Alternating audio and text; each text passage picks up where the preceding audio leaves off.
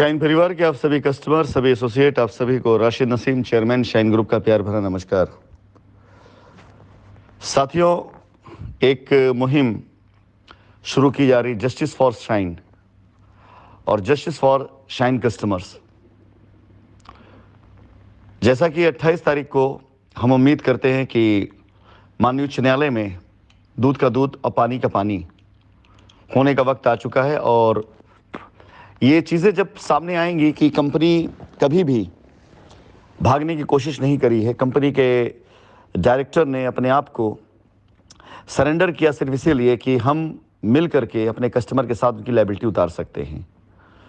Court के अंदर हम एफिडेविट डाल सकते हैं, उसके लिए हमारा मौजूद होना आवश्यक है।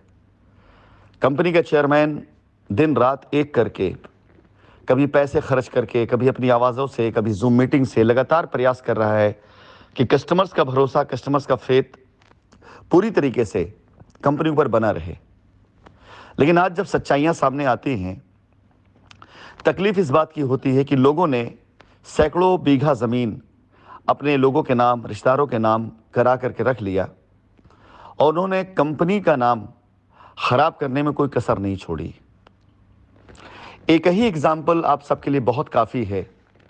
मैं प्रयागराज इलाहाबाद की अगर मैं बात करूं, वो प्राइम लोकेशन की ज़मीनें, प्रॉपर्टीज़, जिन्हें अगर आप इंक्वायरी करें, और आपको इंक्वायरी करने की आवश्यकता नहीं, मैं खुद सामने सच्चाई लाऊंगा।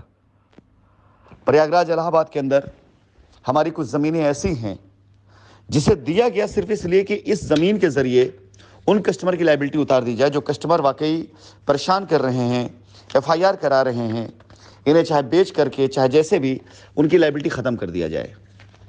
लेकिन प्रेसिडेंट्स ने क्या किया, एसोसिएट्स ने क्या किया, उन ज़मीनों को अपने नाम पे लिखवा लिया। वो जो करोड़ों रुपए की ज़मीन थी, जिन ज़मीनों पर अगर कंपनी लायबिलिटी उतारने पे आती तो कम से कम 10 करोड़ रुपए से ऊपर लायबिलिटी ख़त्म कर सकती थी। इलाहाबाद के अंदर बहुत चर्चित गाटाओं में हमारे कुछ गाटे हैं। मैं आने वाले टाइम में उन सभी गाटाओं को आपके सामने डालूंगा और उसे आप चेक करके देखिएगा कि उसकी रजिस्ट्रियां किसके नाम पर हुई हैं। मैं बाकायदा आपको बता दूंगा, भूलेख पर जा करके, IGRS की वेबसाइट पर जा करके जब आप उन गाटों को डालेंगे ना, तो उन गाटों में रजिस्ट्रियां निकल करके आएंगी किनके नाम पे रजिस्ट्रियां हुई हैं। सवाल आप ही लोग करेंगे उनसे, आप लोग उनसे क्वेश्चन करेंगे कि इस गाटा की रजिस्ट्री जो कंपनी के नाम पे थी वो आपके नाम पर क्यों है, आपने अपने नाम पर रजिस्ट्री किस लिए कराई, ऐसा कौन सा निवेश आपने किया है जिससे आप इस रजिस्ट्री के कराने के हकदार हुए, जमीन के मालिक हुए आप। मैं उस सारे गाटा नंबर वगैरह जल्द ही आपके सामने वो भी डालूंगा और वो लिंक भी डालूंगा वेबसाइट का, जहां जा करके आप सारे गाटा डालकर चेक कर सकते हैं कि कैसे लोगों ने कंपनी को बर्बाद करने में कोई कसर नहीं छोड़ी।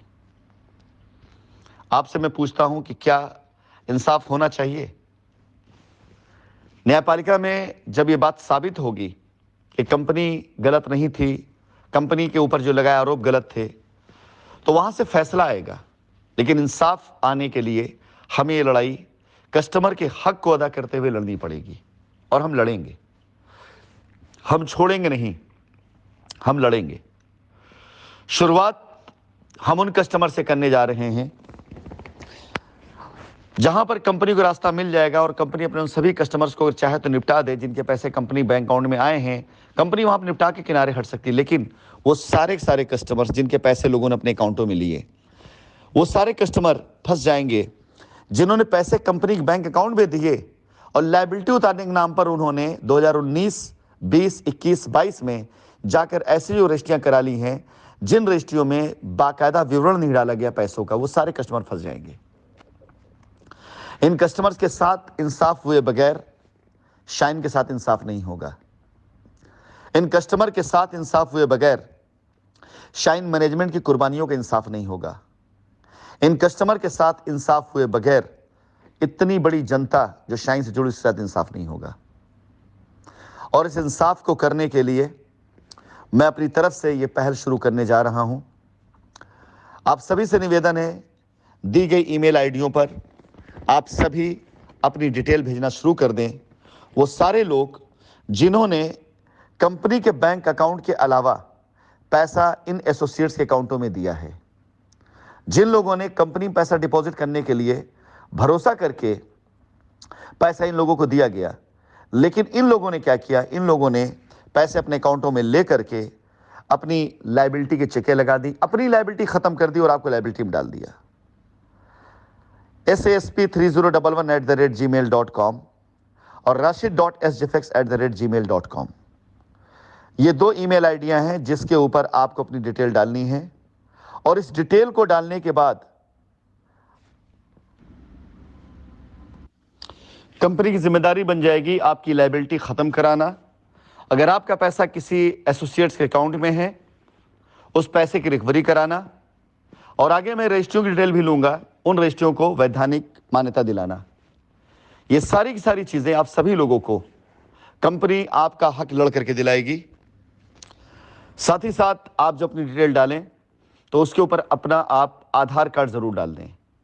ध्यान रखें, अभी शुरुआती दौर में आप वो सारे कस्टमर जिन्होंने किसी एसोसिएट के अकाउंट में पैसे दिए हैं और उस पैसे के एवज में एसोसिएट ने आपको जो रसीद दी है, उस रसीद में loyalty point, associate discount, SLP check, rental check, RSLP check या गिव एंड अडॉप्ट चेक, ऐसा कोई भी चीज पे लिख करके आया है, तो वो आप सभी लोगों से मेरा निवेदन है कि आप उस रसीद, उस ट्रांजैक्शन स्लिप और एसोसिएट के अकाउंट में जो पैसा दिया, आप उस अकाउंट की डिटेल, एसोसिएट का नंबर और हो सके तो पता, ये जरूर इस पे मेल करें।